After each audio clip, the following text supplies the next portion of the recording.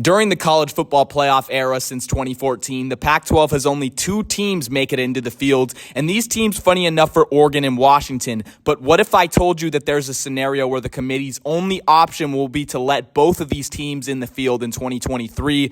With the conclusion of the Pac-12, this would be one hell of a way to go out. Oregon and Washington played in the game of the year this weekend. Yes, I'm going to say it, game of the year. It lived up to all the expectations. I'm going to go over what happened in the X's and O's later in the video, but you clicked on this video to hear about this wacky scenario that could possibly happen.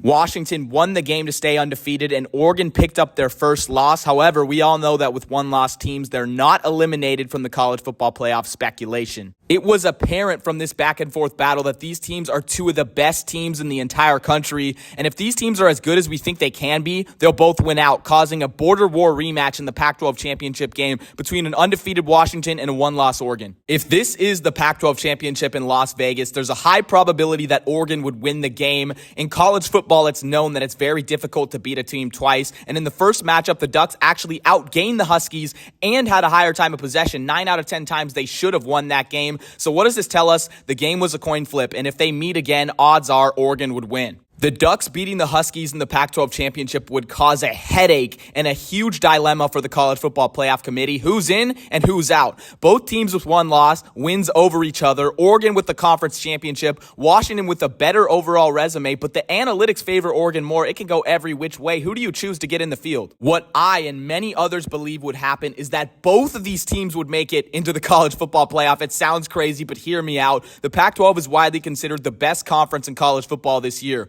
With that being said, there will be many other one-loss teams with a shot of being in the top 4, like there is every year, but the committee would give the nod to the Pac-12 just for it being such a tough conference. If there's chalk throughout the rest of the country, meaning Georgia goes undefeated and wins the SEC, Michigan goes undefeated and wins the Big Ten, staying at number 1 and number 2, Oregon and Washington will be pinned up against an Ohio State team with at least one loss who didn't make their conference championship game, along with Penn State, who didn't make their conference championship game as well, and a possible one-loss ACC champion and a possible one-loss Big 12 champion. Oregon and Washington are really going to need Oklahoma to lose in this scenario, but if that does happen, Oregon and Washington will somehow both sneak their way into the college football playoff. Now let's talk about the game that happened on the field in Seattle this weekend. It lived up to the expectations, as I predicted being game of the year, and it was. Both offenses looked phenomenal throughout. Oregon handled themselves well in a road environment. I did not expect them. 75,000 fans at Washington in a rivalry game. Oregon looked comfortable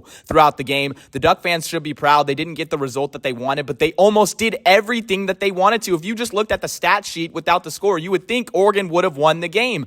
Penix also had his Heisman moment on the biggest stage, finally getting the East Coast eyes. Too many Pac-12 After Dark games for Washington, but this game, he showed the entire country that he's here and that he should be winning the Heisman. What everyone's been talking about with the game is that Lanning's aggressiveness cost Oregon. In the final seconds of the first half, Oregon had an opportunity to kick a field goal to head in the locker room down 1 or go for the touchdown in the lead. They decided to go for the touchdown in the lead, and they failed, losing a lot of the momentum when they were already going to come out of the second half locker room with the ball. The next call that was very controversial by Dan Lanning was with 2 minutes left in the game, Oregon up 33-29. The ball on the Huskies 47, and it's 4th and 3. This is where many thought Oregon should punt to make Penix and the Huskies go the length of the field to try to take the lead. But instead, Oregon went for it, gave Penix the ball at the 50, and the Huskies scored in under 4 plays. My opinion's different than most of the general public. I applaud Dan Lanning for this. Being aggressive and trusting in his team is the identity of the Oregon Ducks, and they're not going to change for no one. Yes, they were underdogs on the road. Why not be aggressive? Don't be passive when you're going into halftime. Don't be passive late in the game.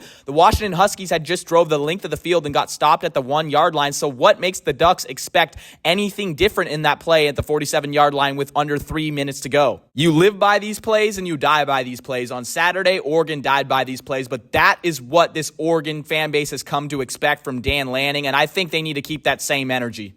The College Football Playoff Committee would have an aneurysm if Oregon and Washington both won out, met in the Pac-12 Championship, and Oregon won, leaving both teams at one loss with a great resume. These teams are so good that they deserve all the hype they're getting, and in this scenario, they could even meet each other again in the College Football Playoff. Leave your thoughts in the comments. Do you guys think it could happen? As always, thank you so much for reaching the end of the video. It's been Saturday Shenanigans, your home for unfiltered college football content. I appreciate all the love and support that you guys have been showing recently. It inspires me to make more content, and I'll see you guys soon.